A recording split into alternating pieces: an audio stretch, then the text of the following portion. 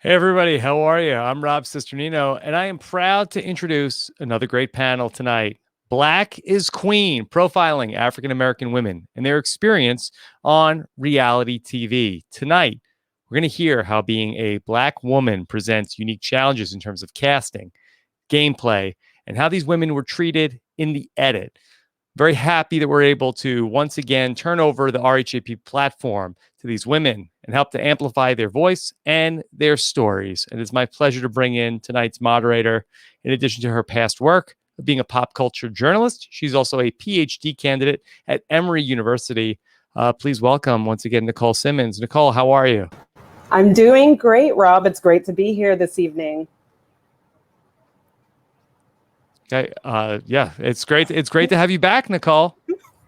Sorry about that. Tell us about what we have in store tonight. Yeah, I mean, it's pretty exciting that we are gathered here tonight to talk about Black women's experience in reality competition shows. And it's particularly exciting because we have seen kind of a groundswell around conversations about Black women's representation in media. So if you think about it, we kind of started August with Beyonce's Black is King, which this panel actually gets some inspiration from.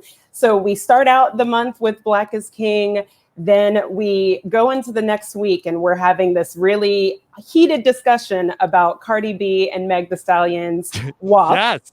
And then last week, we get our announcement about the presumptive VP nominee, Kamala Harris. And so with all of those, we have been grappling with all of these issues around what it means for Black women to operate in larger spheres, whether that's about their leadership, whether that's about the agency that they take to kind of express their needs and their desires, a la Cardi and Meg, or whether it's about what it means to be Black, right? Beyonce really kind of captured for us this idea of Blackness is not being monolithic, as it being a broad experience. Of course, she kind of captured the monarchy and the royalty angle, but we also know that the Black experience is rich. And so that's what tonight is about. As you said, we are really thinking through the richness of Black women's experience in competition shows. So I'm ready to have a great discussion with the women that we have gathered from a couple of shows from the CBS suite. So I think tonight's going to be a really exciting time,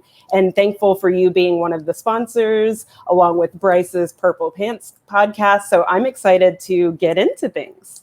Well, it's such a great time to have this conversation with all the work that the Soul Survivor organization is doing on the Survivor front, and especially with this season of Big Brother, that there's been a lot of conversation so far in this season about race and what it means to be a Black woman already on this season of Big Brother. So the timing is really perfect for a panel like this. Absolutely. So should we get into things? Yeah. Excellent.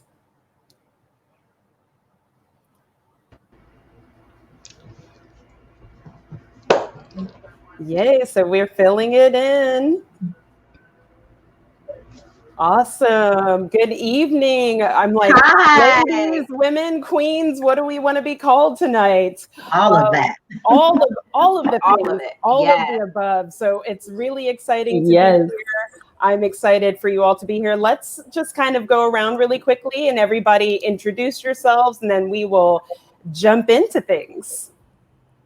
Well, I'll start. I am so glad to be back here with you, Nicole, and with these lovely ladies, and to discuss all things reality TV and competition reality TV in it specifically. And you guys look fantastic. Yes. Thank you. So my name is Julia Carter. I am from Survivor Season 38, Edge of Extinction. I'm so glad to be a part of this panel with these lovely, beautiful Black queens. And I'm so excited for this discussion, which I feel like is long overdue. So thank you to all of the sponsors for providing us with this space. Hi, everyone. I'm Sherea Lloyd from Season 15, China, Survivor. And I'm just thankful to be a part of this panel with these beautiful Black ladies tonight. And I look forward to the discussion. Hi, I am Dominique Cooper, and I'm from Big Brother season 19. I'm so excited to be a part of the panel and more excited to get directly into the discussion. I know it's going to be good. And I am Brittnee Blair. I can't talk. I'm Dominique. It's okay. I'm Brittnee Blair, and I'm from Big Brother Canada, season 3. I feel extremely blessed to be in the presence of these incredible women, and I'm really excited to get into all this good talk, spread all the knowledge, and just uplift each other. Awesome. So yeah, welcome, queens. I'm really excited. Like we said in the intro, tonight's discussion is going to be broken up into 3 main segments. So we are actually going to start out with our kind of focus on the kind of generative things that Beyonce's Black is King brought up for us, because this has been inspired by it. It's called Black is Queen. We are all Black women. So I wanted to start out with a really strong and heavy quote that I read. So it's in a Refinery 29 article. And forgive me, hopefully the author is listening. I believe that her name is pronounced Aini Komenibo. So she says in her article, and it's about Black women on reality television, she has this quote that says, "Heavy is the crown of representation, and across the reality sphere, Black women are weighed down by the personal calling of excellence." So her article is all about how reality television kind of pushes Black women to portray these kind of grandiose visions of excellence. But one of the things that I thought was interesting about the article, which was well written and really fascinating, is that we always kind of get locked into a specific point of view when it comes to talking about Black women in reality TV. And that is that it's usually about Black women who are in non-competition shows versus talking about the landscape, right? You all represent Black women in competition shows. And so I want to start out and talk about these kind of gaps in representation among Black women who are in reality shows, but specifically within the competition shows. So you are all representing Black women in competition shows. And I want to talk about how you feel about how representation is parsed out between the genres and what you kind of might hope for a more equal discussion that includes your experiences along the experiences of women who are on non-competitive shows, say your Real Housewives or your Love and Hip Hops. So I'll go ahead and take that question if nobody wants to jump in here. I think it's very interesting because whether you're on a competitive reality show or a non-competitive like lifestyle show, I think the same kind of go-to tropes are used, which is, kind of the sassy Black lady.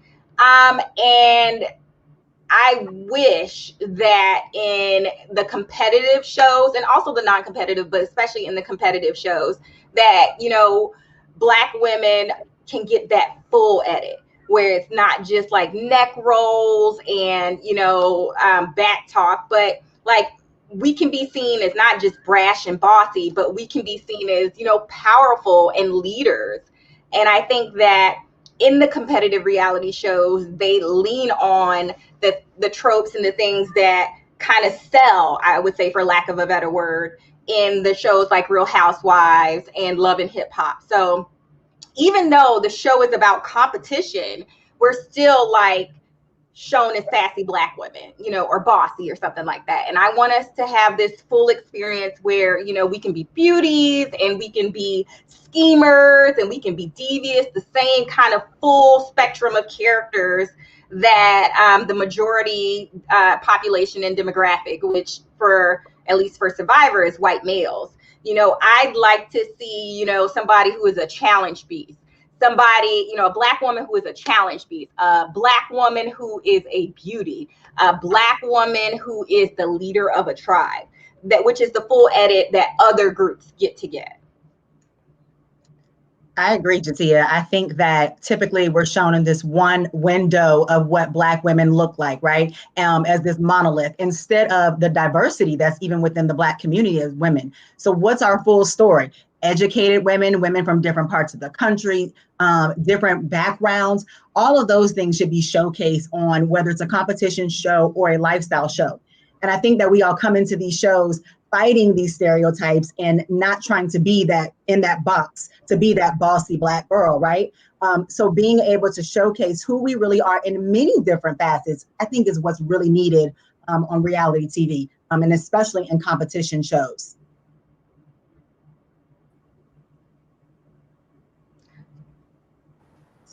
If I can also double that, can I double that? Sorry. I just want to emphasize what Jatia and Sherea said, because we know how powerful the media is, right? And when you are repeatedly seeing Black women in these stereotypical roles or in these tropes in these different genres of reality television and not seeing them as much, and they're underrepresented on competition reality shows, let's say, then it reinforces some of these negative stereotypes that a lot of people have about Black women. So it's very dangerous, and it's this fine line to walk. And to what Sherea said, it puts a lot of pressure on us as Black women coming into the reality TV sphere to not only, you know, reinforce some of those stereotypes, but also puts that added pressure of, we can't, even if we want to step out of line, right? Even if we are justified in how we feel or, you know, being upset, like it's still that added layer of, but wait, you know, like, even though I know I'm not a stereotype, I'm gonna be looked at as one. So it's an added pressure that a lot of people do not have, and it's unfair, you know, but we've all stratified this line in reality TV, and it's just something to be mindful of. Yeah, I think that what's really great and what I'm picking up in your responses, Jatia, Sherea, and Julia, is that there is this failure to kind of rightly define not just Black womanness, but Blackness, right? Part of the discussion is to really get clear. And I don't know if you can get clear about what Blackness is, but you get clearer by allowing there to be a diversity of representation. So I think it would be great for us to spend some time talking about what does Blackness mean in the context of reality competition shows. Like, what specifically, right? We talk around it. I think we can make assumptions about it. We sing about it. We've got Black Lives Matter, Black and I'm proud, Black is beautiful, Black is queen, Black is king. But what specifically does that mean to, you know, each of you? I think it's an important question to open up so that people sort of understand from the subject's mouth, what does Blackness mean and how is it portrayed and how do you wish it were portrayed? I can say for me, I thought about this, the term itself, Blackness.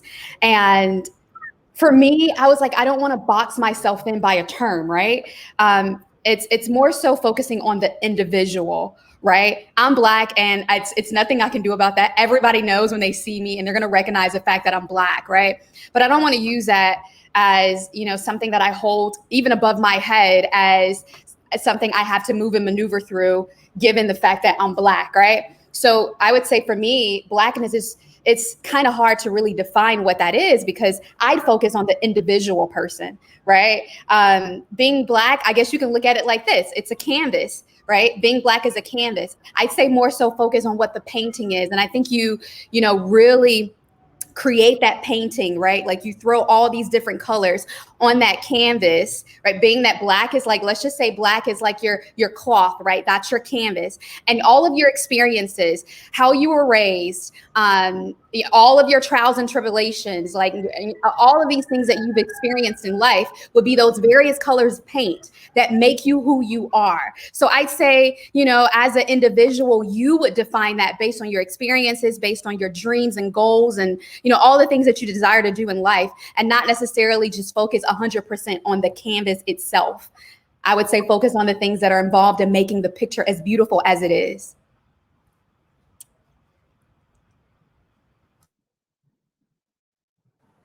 I love that metaphor.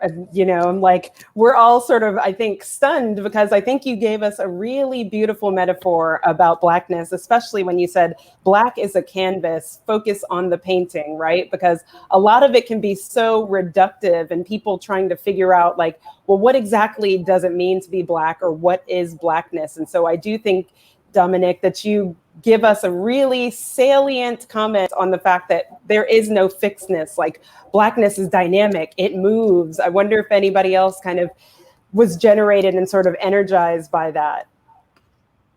I was, and I think that she makes a good point. And I think also that's what people see is they're trying to figure out what is Blackness, right? Who is this Black girl? And that's what we want them to look at us as individuals, as people, as colorful people, as a culture. And I think that's part of what Blackness is, but you can't just put your finger on one thing and say that's what it is. I think that we all come with this heavy lift of trying to represent what that is, but we all have our individual stories of what that actually looks like to us. But I don't think you can put your finger on really what it is. It's so many things, and it's just a colorful spectrum, as she said.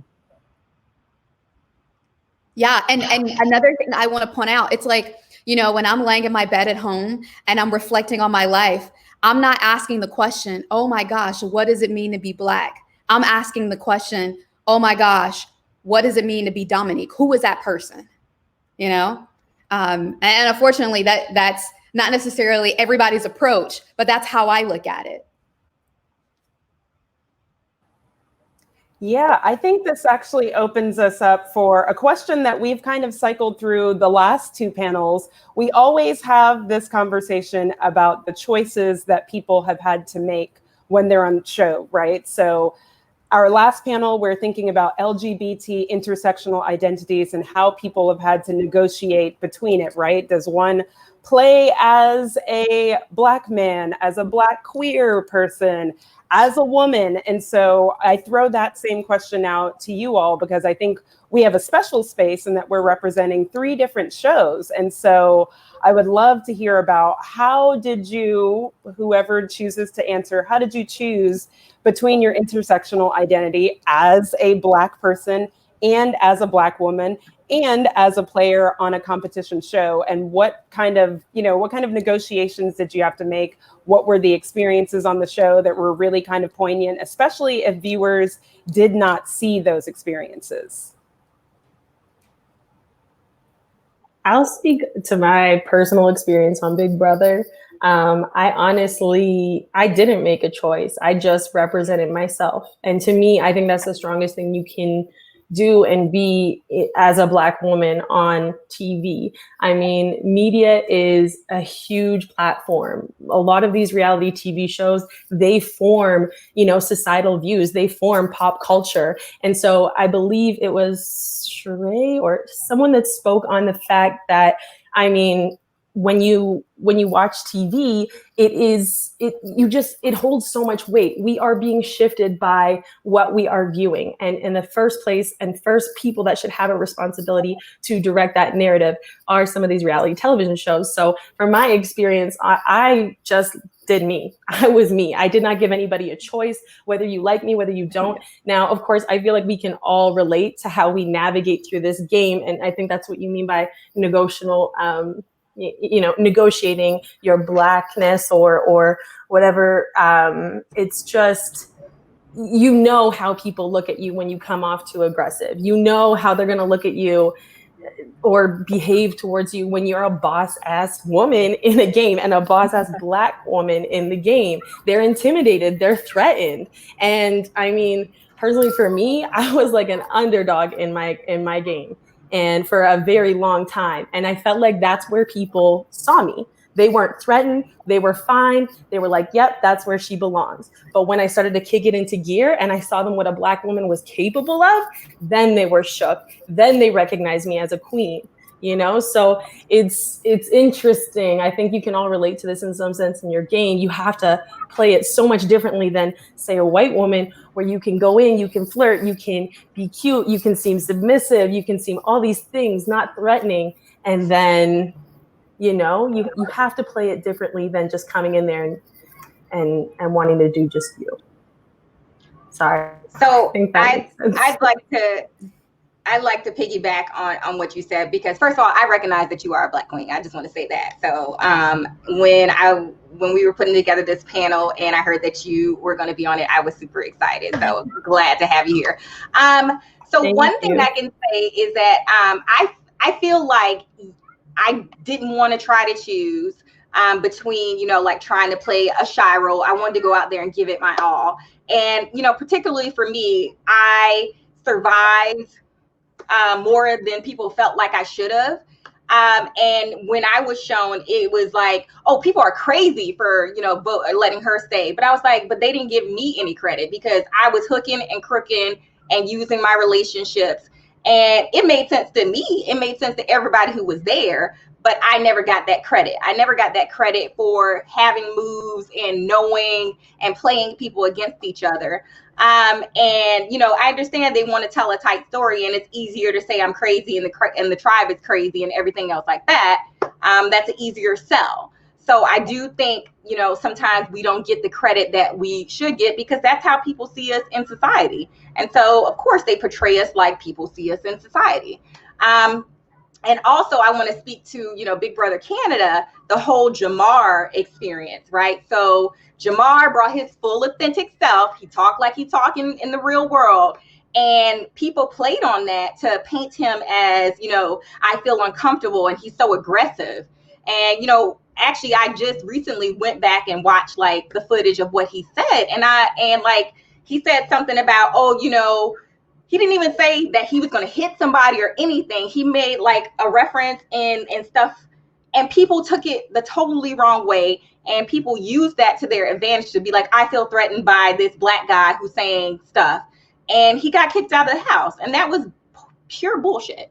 So I just feel like people do play that up. And, you know, for him, it really sucked that people were able to play that up and to get him thrown out of the house because they used that, you know, I feel uncomfortable line. He pointedly said, you know, I am not here. I will never hit anybody. I will never harm anybody. He said that, but still they felt uncomfortable. So I just think that's one of the examples of trying to be your authentic self, how to try to talk how you talk usually.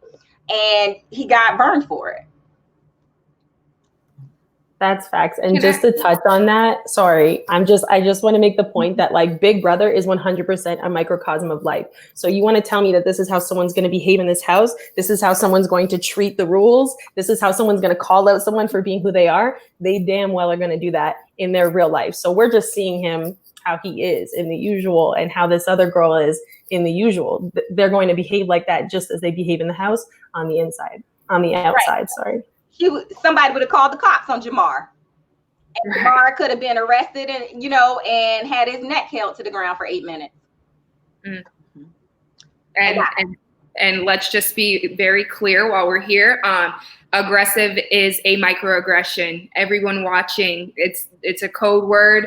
It's a microaggression for us when we know that we are not being whatsoever aggressive. So just be mindful of your use of that word, especially in the context of Black people, Black women.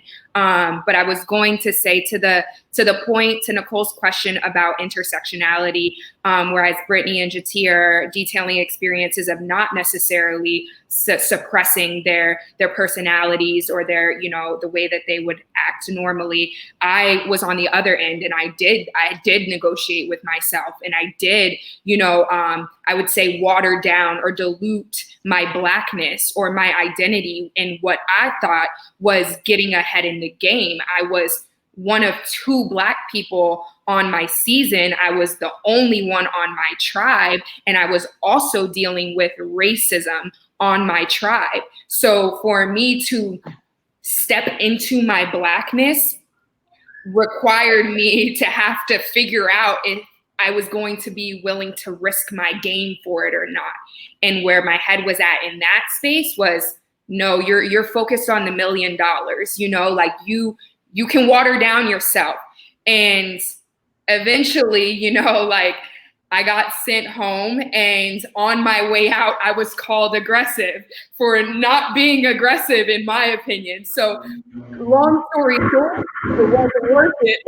I should have just been me, because anybody will take anything you do or anything you say and apply it to what they already wanted to label you as to begin with. So, it's just me compromising and negotiating my identity was not worth it. And I would encourage every single person who is going to play in reality television to step into yourself, to embrace your Blackness, your LGBTness, your whatever identity you have, and be authentically you, because trust me, you will be the only one who didn't feel like it was worth it if you negotiate that. I want to add to that. And Joy, you said something earlier. You said it's dangerous as far as media. So similar to Joy, me going into the game, for me, I knew that I was the only person and I was filling this role of the Black girl, because in history's past, it's going to be one Black woman typically and one Black man. So I feel that what's dangerous about that is there's only one person that represents everybody that's Black. And so, of course, they immediately see you and you become a threat without even opening up your mouth. And I think that what as Black women and Black people do on a daily basis is we're always quote unquote on, right? And so for me, I had to play that role again in the game and say, am I going to be on? Am I going to be Sherea, who's authentic Sherea, who just kind of says whatever she wants, she's easy going. But I had to definitely battle that within myself throughout the game, because, me being a leader comes naturally to me. But in the game, I couldn't be who I am, which is bossy, which is what people would say, right? When really I'm just being task oriented. I want to get something done. So you're playing with all of these things and you don't know which one to be at that time. Where if you're aggressive, no, it's really, I'm passionate about it, right? And so it's a constant battle of who am I going to be at any given moment, so that people don't think I am this aggressive girl. I absolutely love that. And all of the ladies know that typecasting makes for popular TV. I think everybody knows that, right?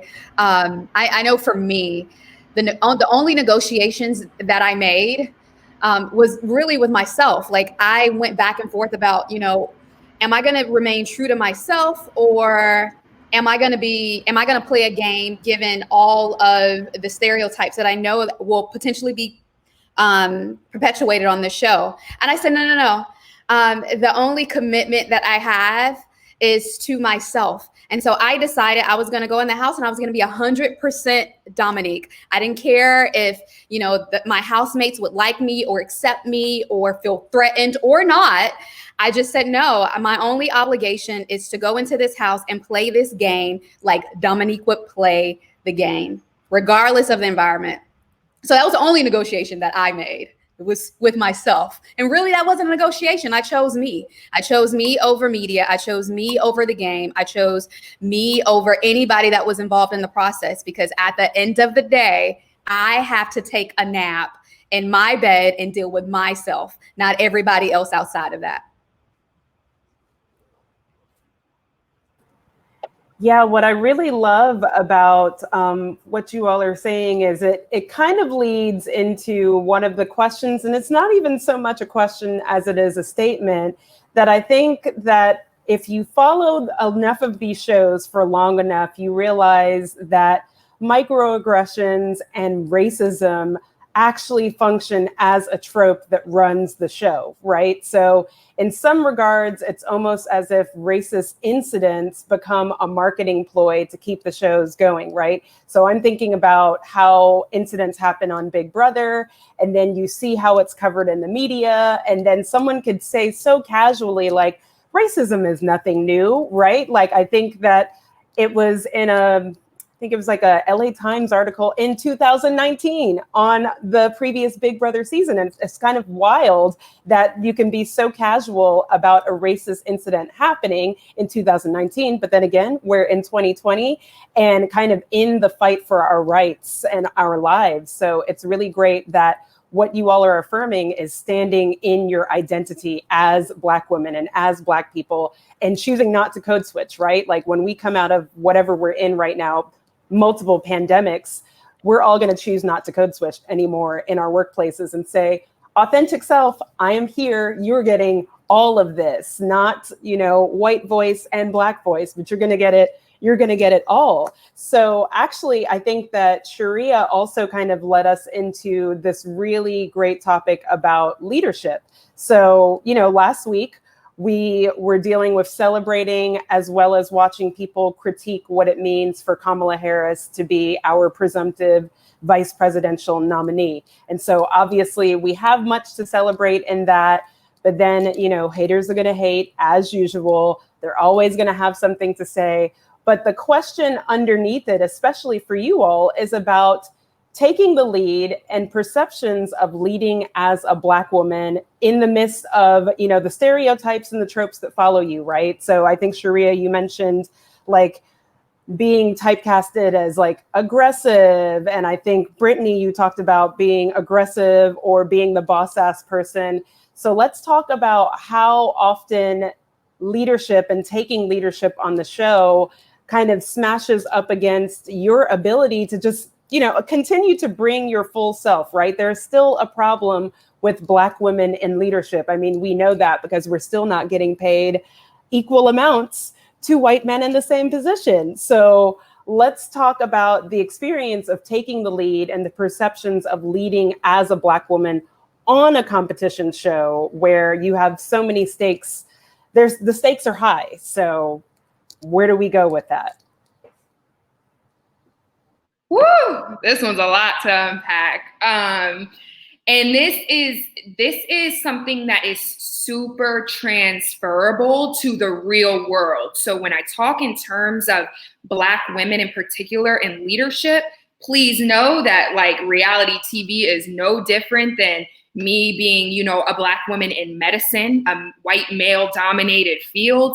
So yeah, it's Black women are, if ever, you know, if they do, they're never really truly seen as a leader. And if so, if we do try to take control or take a strong stance or exert some type of control over a situation or our, you know, position, then we are seen as bossy or aggressive. Some of these terms that we have already thrown around as coded and microaggressions. But if not that, then it's also as if like power is always attributed to someone else. So like we're never seen as powerful, even if we are in leadership positions. Like we don't really have the power or the authority, or it's not rightfully deserved. So we hardly ever get the credit where it's due. And this is definitely true in Survivor. In my experience, or in, you know, a lot of other people's experiences, like the credit is given to other people, or it's edited in such a way to not really show the full perspective of the moves that women and Black women are making, and they're attributed to men or the Greater Alliance. So operating in these spaces like gives us these additional burdens that are stressful, and it's annoying, frankly. And it's like, this is why, you know, Black women we're so, you know, like steadfast about our authority and our control and exerting when we have the authority to. So speaking in terms of, go ahead, Jazia. So I'm totally agreeing with what you're saying, and it just makes me, you know, think about Survivor. We've had one Black female winner, Vecepia, right? And every time I hear people talk about Vecepia, or for the most part, they are like discounting her win, and I'm like, you got to be kidding me. I was like, Survivor is hard, okay? Survivor is hard. I mean, even like I saw the have-nots room on Big Brother, and I was like, I'll take a have-not, an actual bed. I'll take a actual bed any day. Okay, whatever. Slop, you eat it, actual food. So Survivor is really hard. And anybody who wins Survivor has done work. And I feel like so many people discount her win. I'm like, are you kidding me? She is a winner. She won. And I just think it goes back to, again, whenever Black women, you know, win, it's like we come in the room and y'all want to say, oh, you only got there because of affirmative action. Well, hell, you only probably got started because your cousin worked at the company or whatever. Wherever you are, exactly. That's where you're supposed to be. So don't discount my girl winning. She won. She did it. so many other people could not. She got those votes, and give her her respect. Bring her her roses, okay? And I feel like even with this last season, Winners at War, I heard she wasn't even called back. And that is like, it's only 40 seasons. You know, a lot of them are returners, and you couldn't call one of the winners back. I thought that was disrespectful. You know, like, she won, and it was for a reason.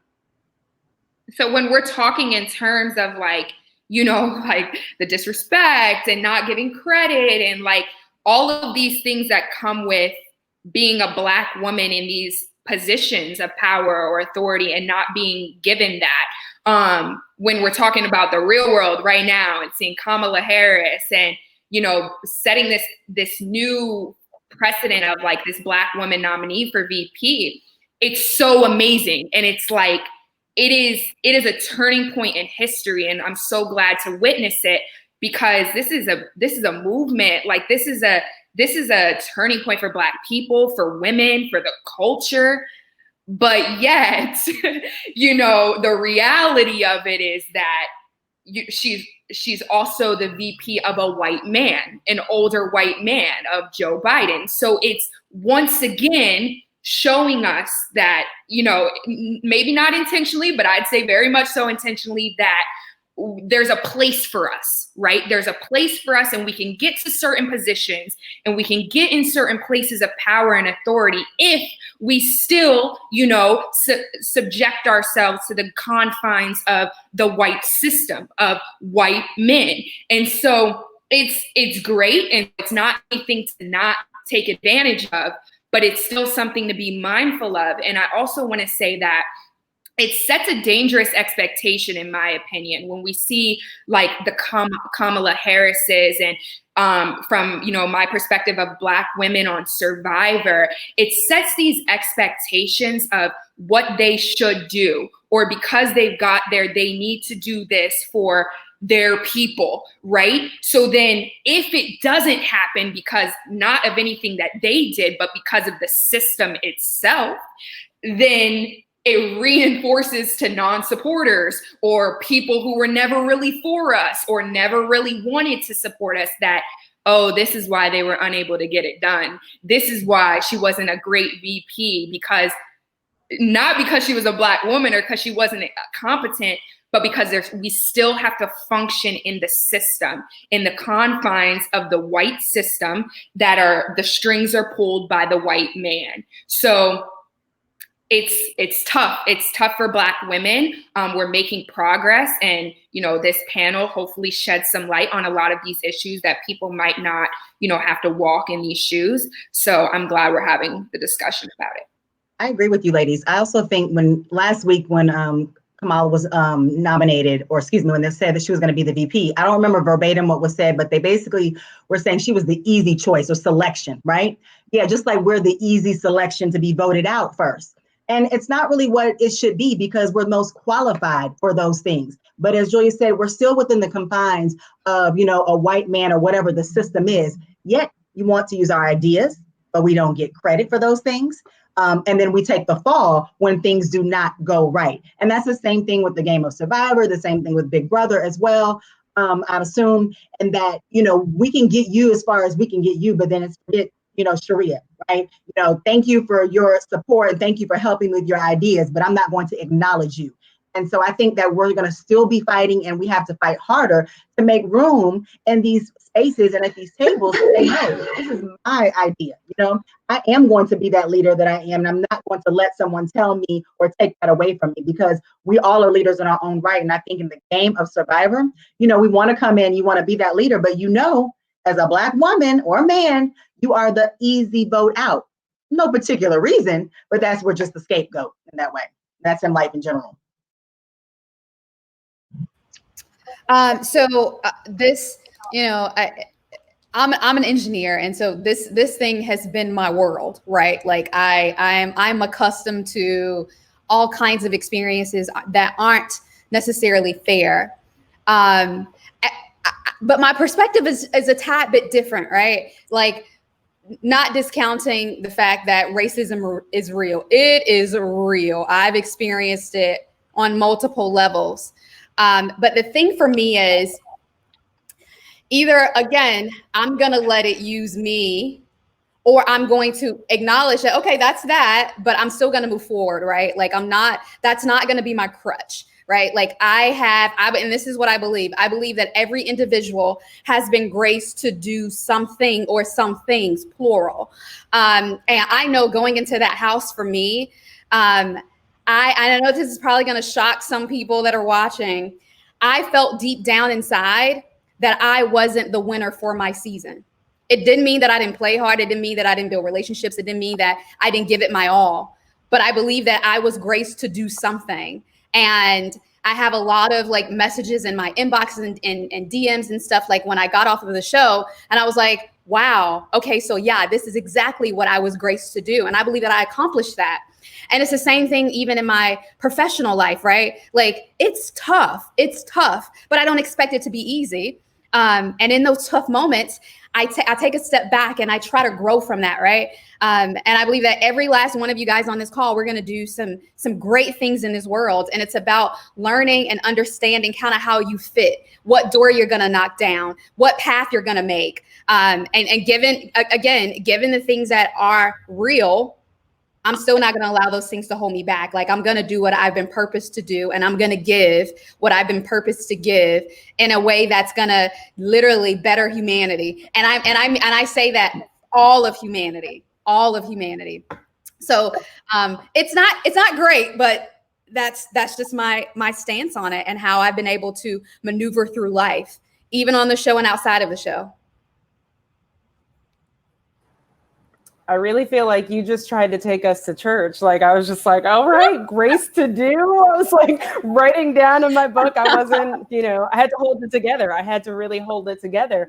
But I'm wondering about your thoughts in regard to allyship, or actually, I'm a little bit above allyship. I think that we did that a couple of years ago. And what we are looking, I think that Black Lives Matter founders such as Opal Tometi would talk about co-conspiratorship, right? So co-conspirators are our white friends, our non-Black, our bi-POC people who are actually ready to do the work, right? So co-conspirators are kind of, if you think about it, I think the most popular kind of image for me is Bree Newsom taking down the Confederate flag. And she was able to do that because there was a white man that was able to stand in the gap between her and the police officers that were kind of rushing to get her to make sure she didn't scale that pole. So that's a co-conspirator. So I level that here because I'm curious about what you think about the necessity of co-conspirators for Black leadership. I mean, in some ways, I think we see it playing out, maybe, right? I'm on the fence about whether I think like Biden's call was about a co-conspirator as much as it's about an ally, but this is not what this is about. It is about your ideas of how white people, because most of these shows are either white male dominated or white women have big roles to play. How do you think that white players can be better co-conspirators to the success of Black women and Black people on the show? But we're talking about Black women. So how can white people be better co-conspirators to Black women's success on your shows? So I'll jump on in. And I think the best kind of way you can be a co-conspirator is call people out when they say, things that don't sit well, that seem racist. Just ask them, what do you mean by that? Like, I just ask them, what do you mean by that? What does that mean? Why would you say that? Call them out. Don't let it slide. You have to get it head on. And not only that, but think about why you feel the way you feel when you get like some visceral reaction to a Black woman. I'm also a nuclear engineer. Dominique, yay, girl, Black nuclear engineer women, hey. But I work in a male-dominated field. And, it's very interesting because when I go to work, I have no problem because people understand my qualifications and that sort of thing. But it seems like, they hide it a little bit better. And I think that in these games, people are not as willing to hide it. It's a little bit more cutthroat. They're not being polite. So if something pops off, like I know on Julia's season, somebody said the N-word, right? Don't put Julia in that situation where she has to be the one, you know, calling that out or swallowing that, because that's not right, you know, game or not. So just draw your red line and hold it for everybody, you know, like call people out. That, I mean, that's the first step. And then also be a partner. When you go into these games, nobody is going to want to partner with the Black woman. Let's be honest. We can see it on Big Brother right now. It's, you know, day and bay. So I'm sure. Go ahead. I was actually just going to speak on this because I actually did have a co-conspirator in Big Brother Canada 3. Like, she was the girl that I played that game with. Now, were there moments? It's funny because you watch the show back and you can see that I was holding my own. I was doing my own thing. But within the house, it was actually this idea that she was guiding me. She was my, you know, she was my brains, and I was kind of just the bronze. And no one ever gave me credit within the house. But on the outside of the house, how it actually was shown was like me doing my own thing. And I have to say a big shout out to this co-conspirator, Sarah Hanlon, because she was the first one there. She was my partner, not only in the game, but she was the first one to call people out on their shit. Like, she was the first person to educate people, to not even put me in that situation. Like, she was just the first one to speak, to talk about Black history, to talk about, you know, when someone was, what they were saying was racist. Like, I felt truly supported. And I would love to see that more on reality television. So it's, you know, I'm really grateful that I was able to have someone like that. Yeah, I think I also just want to shout out my co-conspirator too on my season, because like Jatia said, I did have some like overt racism experiences on season 38.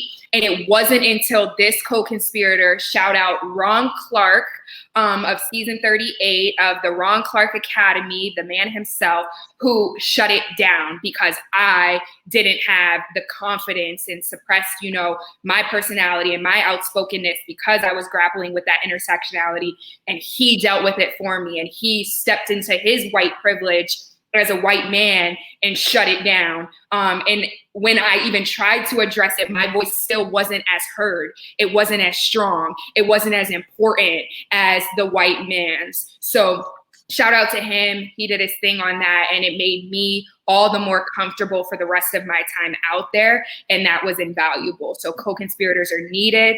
Please do your part for those who are silenced, who are marginalized, whose voices don't matter to other people. Use yours because yours does. Yeah, I think, and I'll just kind of follow that up. I think first we want our co-conspirators to recognize your own biases, right? Recognize that so that you can be a better friend or co-conspirator and treat me like you would treat someone else that's not Black. And the third thing is just speak up. When you see that wrong is wrong, speak up. I think these are just characteristics that we want people to have in and out of the game, but even more so in the game when people are alone, they're away from family, friends, and you don't have anybody. So if you're going to be that co-conspirator, treat me like you would treat anyone else that's on that tribe. I love it. I really hope that people are listening, because I do really think that that move from being an ally to being a co-conspirator is so key. And I love how you broke it down for us, Sherea, recognizing your biases, relinquishing your privilege, speaking up, right? And I think that these are probably all difficult things to do in the context of a competition show. But at the same time, especially thinking about what you said, Julia, and I think, Brittnee, you said it as well, like, so these reality shows are often microcosms of reality. And so what does it mean to effectively train yourself to be prepared to kind of unrest yourself from the privileges that you're afforded in real life? So co-conspirators, step up. I hope you heard your name if you're in there. And if you didn't hear your name, that probably means you have some work to do. But we are actually going to transition now to a little bit of levity before we come back for our concluding session. So stay with us. We're about to have some fun.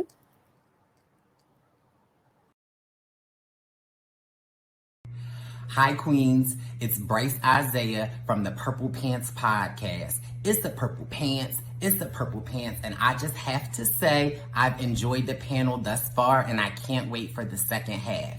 Now, since I have your attention, I've got 2 questions for the queens, because you know Black is queen. First question is, we all know in the Black community, our hair is so important. So I want to know, ladies, which style do you prefer? Is it wigs? Is it weave? Or is it natural hair? Okay, that's question 1.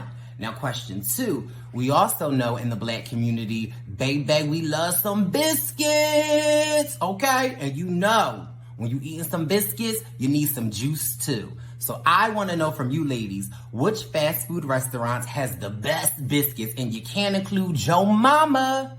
So is it Popeyes? Is it KFC? Or is it Church's Chicken? I need to know.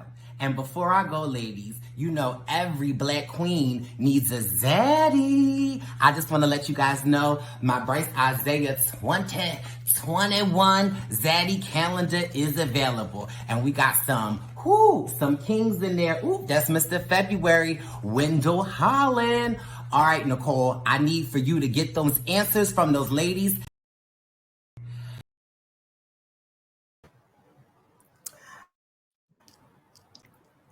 So I guess it's time to get some answers. These are really, I feel like, challenging and polarizing questions, but we're gonna get to it, especially because I feel like you ladies are certainly on shows where you don't get all the access to keep your hair did. So let's chop it up about the wigs, weaves, and how did he say it? Natural. So first question up. Wigs, weaves, or natural? What's your go-to? What's your preference? It's the natural for me. Okay. I like to feel my scalp. Wigs are cute. Weaves are cute and they're convenient, but I must feel my scalp. Okay. So it's the natural for me. I'll jump in here. So it depends on the situation. So usually it's a natural, but I do have a hair closet, and I pulled out a piece for tonight. This is my summer hair. So you're going to see this for approximately the next 6 weeks, and then I'll retire and I'll get some pumpkin spice hair. So, and it's funny because I was telling everybody else this, but like I got pregnant and all the hormones made my hair fall out a little bit. And so I don't want to like do too much to my hair. And so I usually wear it natural on a day-to-day basis. But when it's a special occasion, honey, I got to break out the summer hair. I love it. Well, I'm in Jatia's situation as well. From the perspective of, I don't want to choose just one. Like, thanks to COVID, I've been wearing my hair natural, right? I'm not going anywhere. I'm in the house pretty much every single day. It was really exciting to be invited to be a part of this panel because I got a chance to put on a unit. Yesismyhair.com. This is all yesismyhair.com. Shameless plug. But I love weave because I can chop it, I can screw it, and I can replace it if I need to,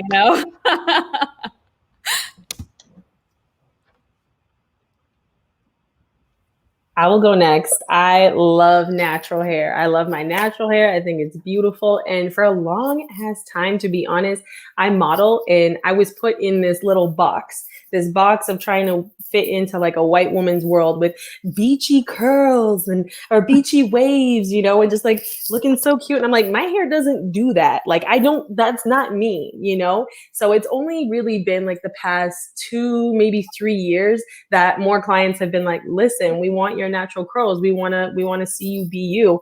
And I can't even tell y'all how empowering it is. Like, I just walk on a set. I'm like, bitch, she here.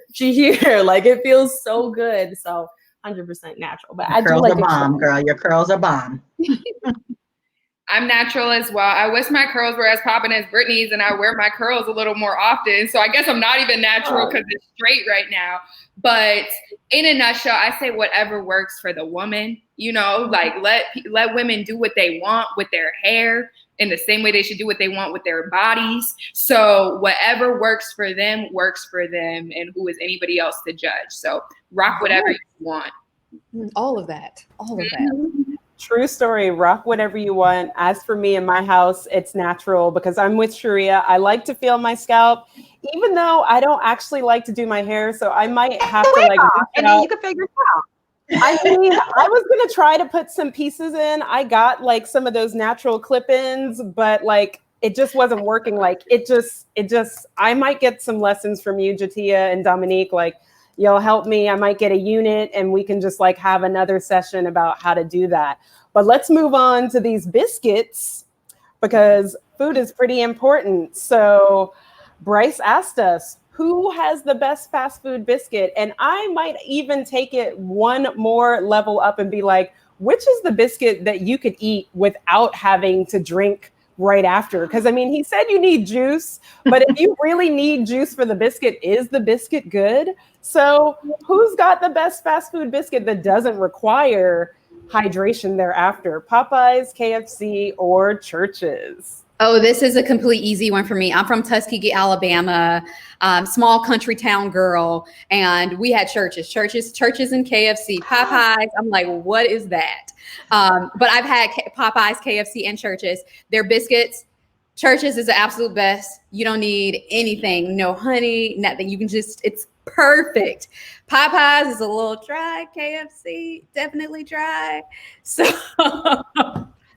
So while I love that chicken from Popeyes, I think that the KFC biscuit is the best. So I'm gonna have to disagree with you, Dominique. And I know, like, usually, girl, we hear, but like the KFC biscuit is just like, it's like my mama biscuit. So like, you know, I vote KFC. That must be a Chicago thing.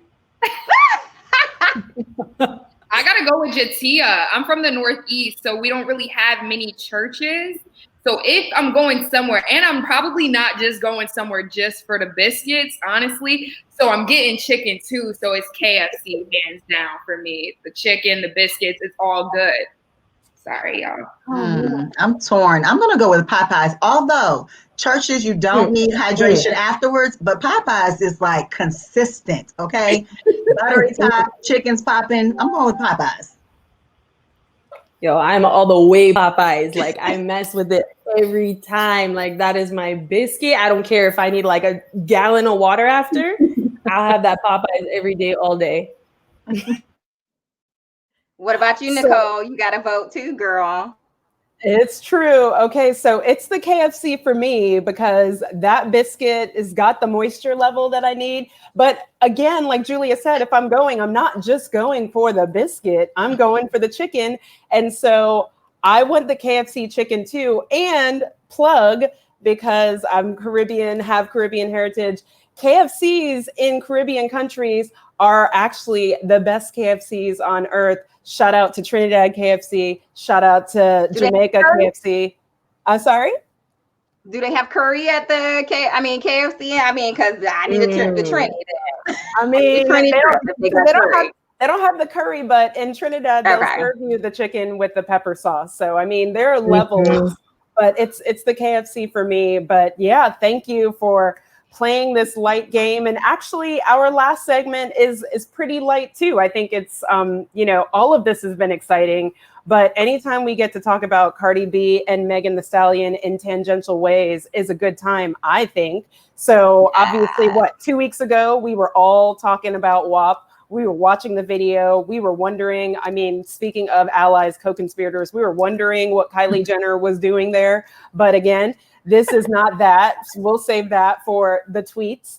So this last segment is really thinking through the issues that WAP brought up for us. So that's in regard to sexual and gender-based agencies. And so the first question that we really want to think about is, how do you assert yourself as a Black woman on competitive shows? And so this is different from the question about negotiating between your identities, and it's getting straight to the heart of how you as a Black woman, and I think Dominique, you've really like given us, you've painted a picture, you've painted a really good picture for us. But how does the Black woman assert herself and make clear, I mean, kind of like Megan Cardi did, I'm not gonna enumerate what they said, but if you've listened to the song enough, what does WAP stand for? Nicole, what does WAP stand for? I don't know. Could you tell me? It stands for wet private parts. Moist private parts. You're not going to get me caught out there like this. My mom could be watching, but she knows what it is too. My mom didn't raise no fool. So I tried. You did. So let's talk about asserting yourself as Black women on the show, because I think something really important has been happening tonight, which is that a lot of what you all have been saying has been looking forward, right? The basis of all of these panels have not been to, I think someone said in the comments of the last panel, has not been to call out, but to call in. And so a part of the calling in is also kind of preparing the space for future generations, future players. And so how do you want to show people how Black women assert themselves well, declare what they want, take no shit? I mean, let's just say it like that. Let's keep it real. So how do you assert yourself as a Black woman on the show? And how do you want to be treated, right? Part of this is just, we're moving towards solutions. So I don't know if anybody wants to jump in. I did have a little sip of something during the break, so I'm pretty, ready to talk a little bit about this. But I mean, I totally consider myself very sexually liberated and in touch with my femininity and my beauty. And I think I'm hot. I'm not gonna lie. I think I'm a hot bitch. Let's be honest. So I love WAP. Like, I don't agree with everything that it's saying or whatever, it ain't on my taste, but I love that they put it out there. And I think that as Black women, a lot of times we don't get that freedom. We don't get that freedom to be freaky or be a boss or be whatever. And I clearly am totally about being whatever you are. If that's letting your freak flag fly, go ahead and let your freak flag fly. I think Black women are beautiful. Like, I'm just looking at this panel and I see like all of y'all are hot, if you didn't know that, let me tell you. And I'm sometimes I'm just like really disheartened when I see all these beautiful Black women on these competitive reality shows. And like, I'm like, do y'all not see that she is hot as, everything else? And like, because of the people who make the decisions, it's their gaze, which is the white male gaze. And they don't understand that booty is hot. Like, you need to respect the booty. Like, you need to respect all of this. Like, them juicy lips. Them juicy lips. Like, respect that. And so I just wish that like us as Black women would be able to own all of that. So full disclosure, I think that nudity and Black women and Black bodies are amazing. And I think that they should be on display more often. So, if anybody wants to, slip out a boobie, okay, that's the liquor talking. But I mean, I wouldn't, be opposed to that. But I just think that women should, and Black women especially, should have more agency, because I think we're always, trying to be good little girls. And, the whore Madonna, we're always trying to be on the side of the Madonna. But like, I love that they just told people what they wanted. Like, it ain't what I want, but if they told people they want people to slap it up, flip it, and rub it down. So I'm good for that. I'm gonna stop talking. I just should stop talking right now. I mean, I don't know how to follow that. Freak flag, respect the booty. I'm here for it all, because we all probably got good WAP. But what I'm saying is it needs to be showcased. We need to be able to feel liberated. Think about growing up, right? You're like, I don't want to be a hoe. But then you have these, so you're always, again, we're in this little box of trying to fight these stereotypes of things we don't want to be.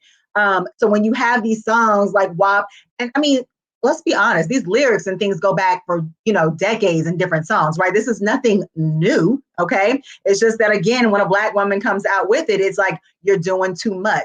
And it's okay. I think we should be able to do too much, whatever that much is, and be able to showcase that and show all different facets. We should be cast not just as just that Black woman, but the beautiful Black woman, the model, the smart, intelligent one, the engineer. All of those things encompass, being liberated, whether it's sexually or whatever way, and that should be showcased on these shows.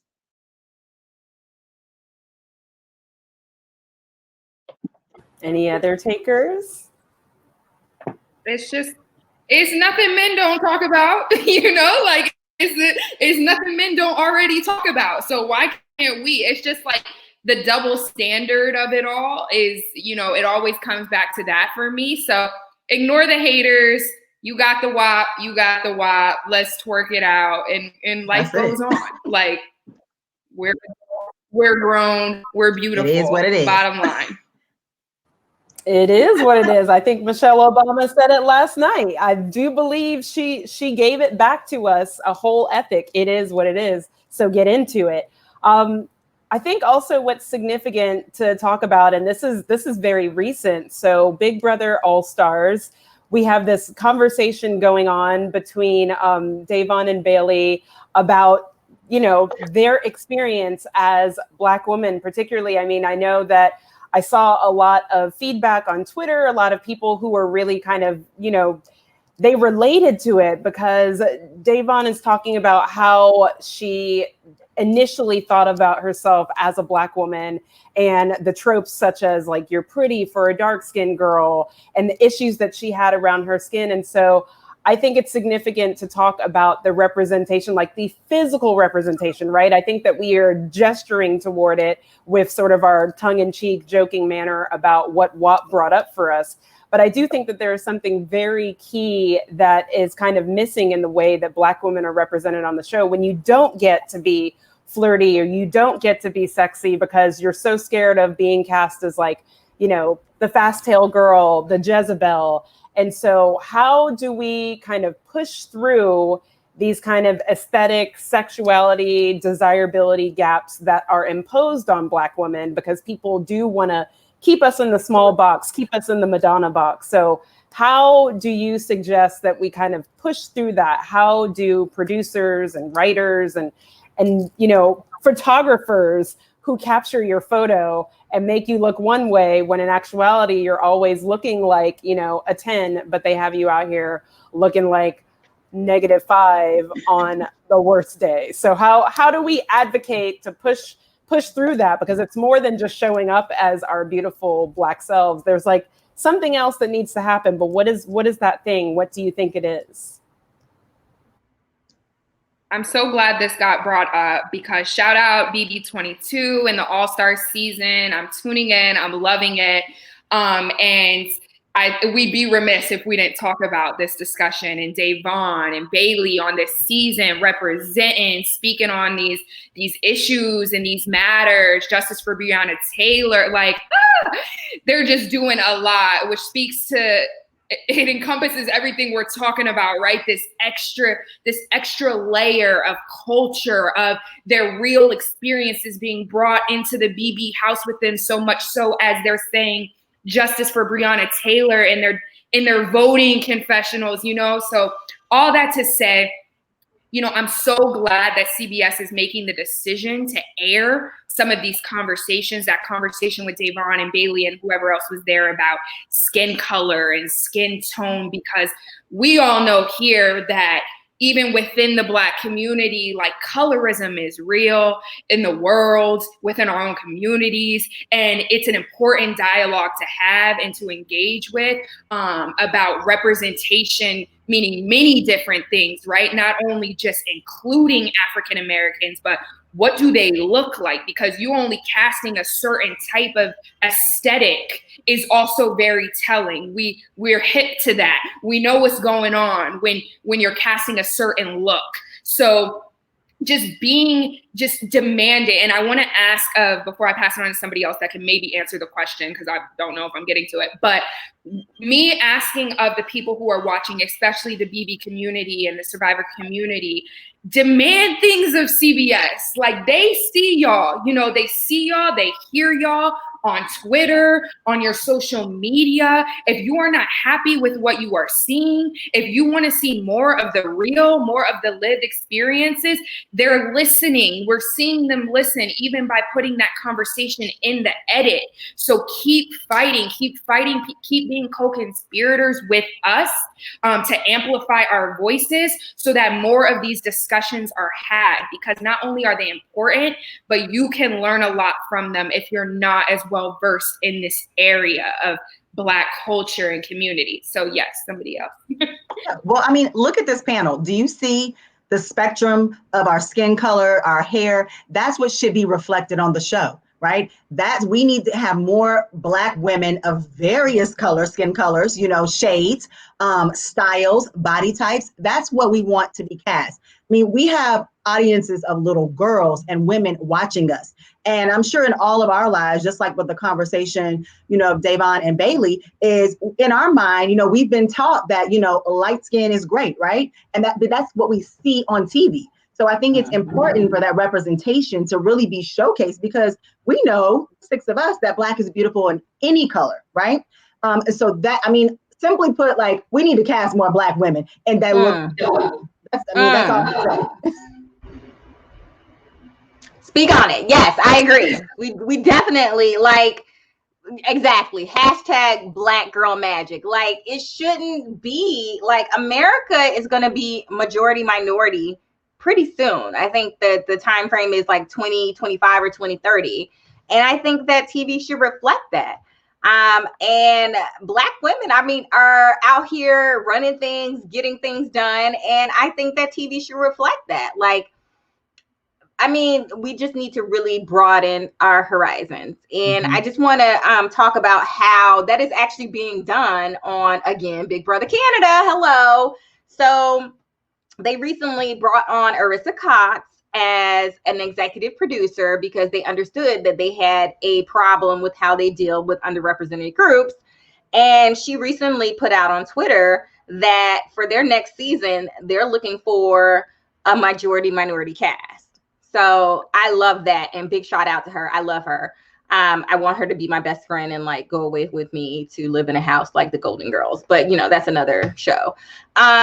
So I just think, those things are out there, and we are actually waiting to hear back. We've been talking to CBS about what they're going to do to address the issues that they have with underrepresented groups. So that's another step. But you see different TV organizations and TV networks talking about the things that they're going to do. So I think the change is a coming, but I think we also need to keep the pressure up and let them know that we are a force to be reckoned with, and our issues need to be addressed.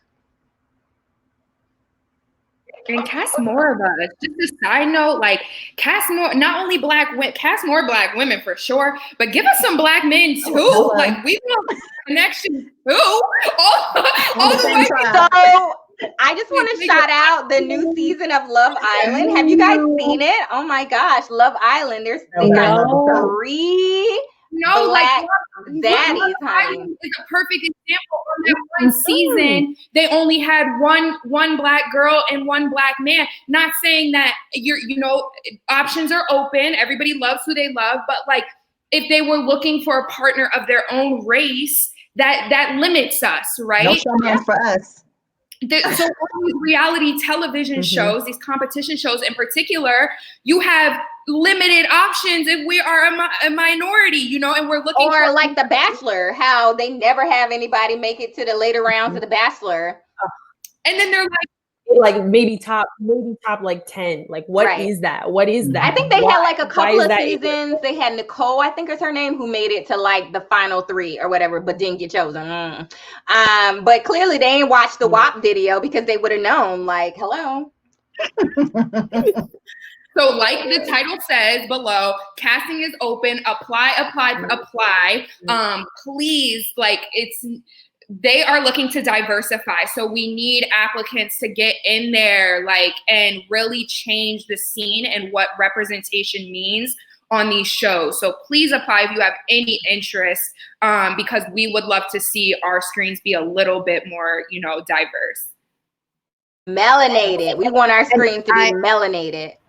Absolutely. I also want to put out there to the people who are even considering casting, going to a casting call or applying. You can reach out to me, hit me up on Twitter, Instagram, Facebook, and I'm willing to share whatever it is that I know, whatever it is that I'm allowed to share. Because one of the things that at least it didn't happen for me. I didn't know who to reach out to. to prepare for the show. And I know that has happened with some of my castmates. Like, you know, some of them knew other folks and they knew to do that, right? So that you're prepped. And I did realize later on that a lot of my castmates were already like ready to go. They were prepped and they understood the things to look out for so they could have essentially a leg up. So my NDA if you're out there, has expired. Reach out so to me. I'll tell you. If you a Black lady and you wanna smash it, girl, let me know. I'll help you if I can. I mean, I ain't do that well, but you know, I'll help you. So we are definitely in our concluding moments, and I think that it would be fitting. I mean, in a lot of ways, you all have already done this. We were going to sort of close out and say, what do you want going forward? But if people were listening carefully, you've essentially talked about, you know, casting and just, casting and encouraging people to apply and being better co-conspirators and all of the things. So, you know, instead of just asking this, what do you want going forward? I guess that I think it might be just fitting to allow each of you to kind of have a last words. And these are obviously not like last words. They're last words here, but the conversation is clearly open. You need to catch Jatia right now because she is clearly ready to just like spill the tea and the beans and have like really great conversation because that NDA is up. And once that's up, it's game time. So yeah, let's just kind of have closing thoughts from everybody and then we shall wrap up.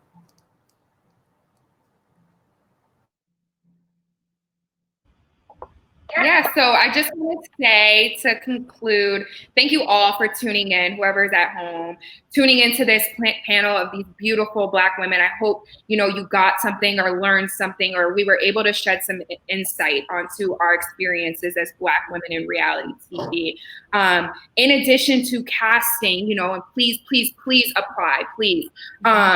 You know, like be you, be authentic.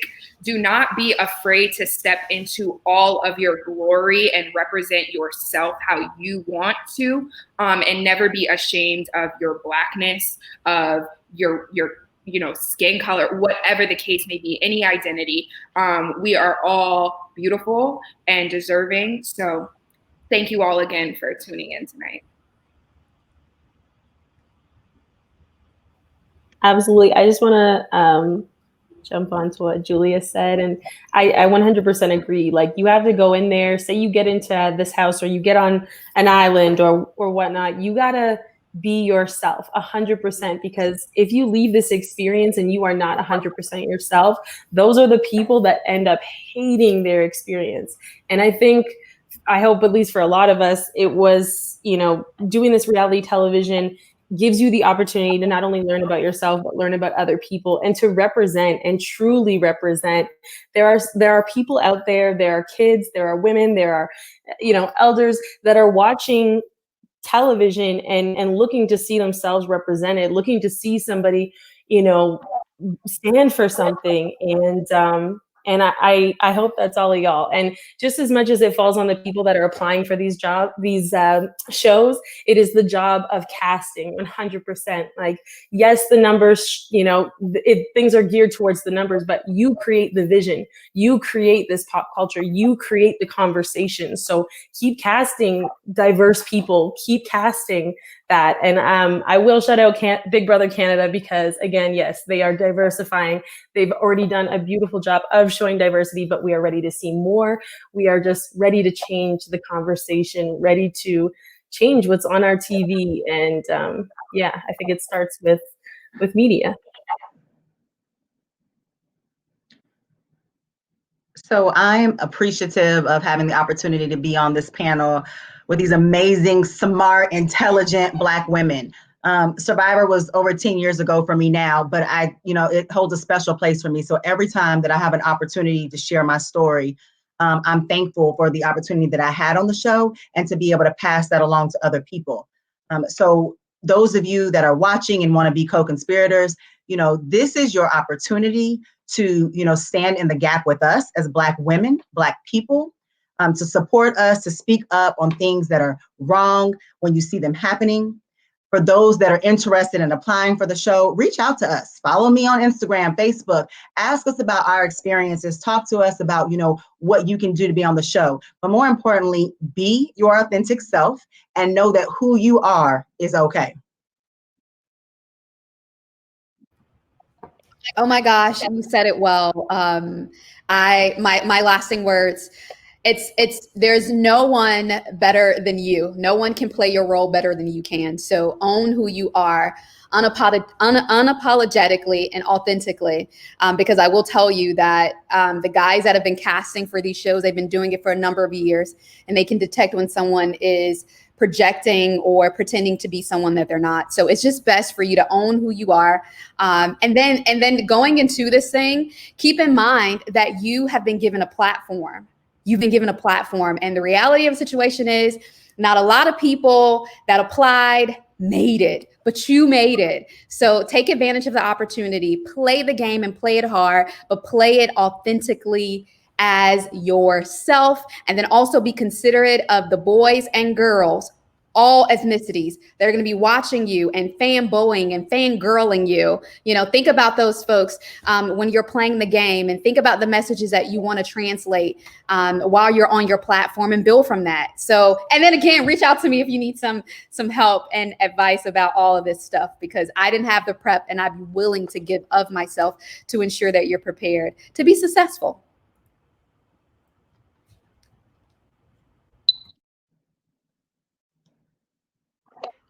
So I will say that my hope going forward is I really just want America and the competitive reality TV shows to reflect what you've seen on this panel, which is really Black girl magic. Like, we have people who have been wildly successful, who, are boss ladies, who are sweethearts, who are beauties, who are freaks, and I just want their whole spectrum to be able to be put on TV, and for us to be able to show up and be our unabashed selves and show the spectrum of excellence, of Black excellence. And so going forward, I would urge everybody, we have a petition going. We've been talking to CBS, and hopefully that will spread to other networks, and we can really change how media portrays Black women and Black people overall, and also underrepresented groups. So I just want to say thank you. Thank you, ladies, for participating.